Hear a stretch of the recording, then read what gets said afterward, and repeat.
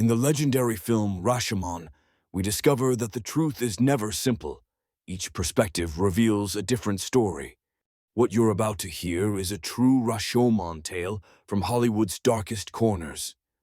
Which version do you believe? Roscoe "Fatty" Arbuckle was one of Hollywood's biggest stars, literally and figuratively, until the scandal of 1921 brought his career crashing down.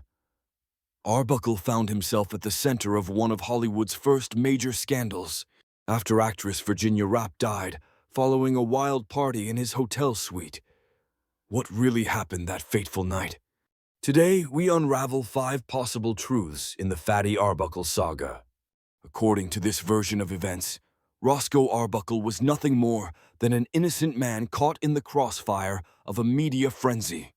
Virginia Rappe's death was a tragic accident, but the press spun a tale of Hollywood excess, debauchery, and crime to sell papers.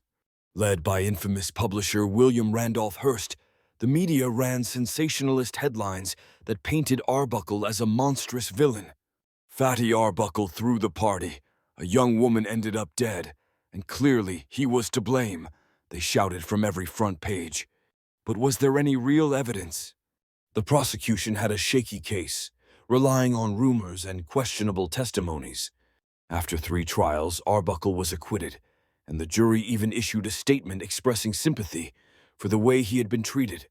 Was Arbuckle just a victim of a scandal-hungry press, or was there more to the story? What if Roscoe Arbuckle was guilty after all, but powerful Hollywood figures stepped in to save him? MGM had a lot to lose if one of its biggest stars fell from grace. Arbuckle was a box office sensation, and his downfall threatened the entire industry. Some believe that MGM's top brass, including the notorious fixer Eddie Mannix, worked behind the scenes to manipulate the outcome of the case. Witnesses were allegedly pressured, and evidence might have been buried.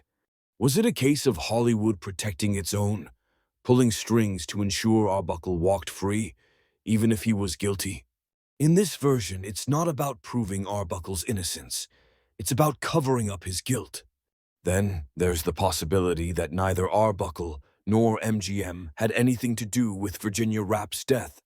According to this theory, Rappe had long suffered from serious medical issues, specifically involving her bladder. Witnesses claimed that Rappe fell ill during the party, and that Arbuckle and others tried to help her.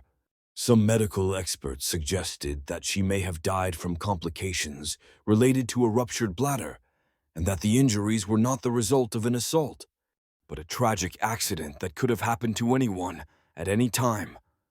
In this version, Arbuckle was simply at the wrong place at the wrong time. Nothing more than an unfortunate bystander to an accidental death. Hollywood in the 1920s was a wild, lawless place, full of Prohibition-era booze, drugs, and endless parties. Some argue that it wasn't Arbuckle himself who was to blame, but the reckless environment that surrounded him. The party in Arbuckle's hotel suite was chaotic, full of flowing alcohol despite prohibition. People were acting without a care in the world. In this theory, the sheer madness of the Hollywood party scene, where the line between right and wrong blurred, created a situation where anything could happen. Maybe Arbuckle was negligent in hosting such an event, and maybe he even partook in the wild behavior. But the real culprit was the Hollywood culture that enabled such debauchery. In this view, responsibility is shared across the party guests, with Arbuckle being guilty of nothing more than poor judgment. Finally, we have the most intriguing possibility, that Arbuckle was framed. The key witness in the case was a woman named Maud Delmont, who was the first to accuse Arbuckle of raping Virginia Rappe. But Delmont herself had a questionable reputation, known for orchestrating blackmail schemes against rich and famous men. It's possible Delmont saw Arbuckle as her next target, using Rappe's tragic death as a way to launch an extortion attempt. Interestingly, her testimony was never used in court, possibly because it was considered unreliable.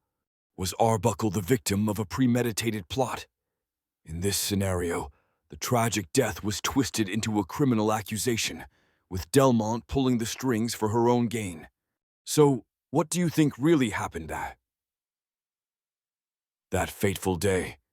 Was Arbuckle an innocent man ruined by the media, a guilty star protected by Hollywood, or something else entirely? Each version of the story casts a new light on the scandal that rocked Hollywood to its core. In the end, the truth, just like in Rashomon, depends on who you ask. Which version do you believe?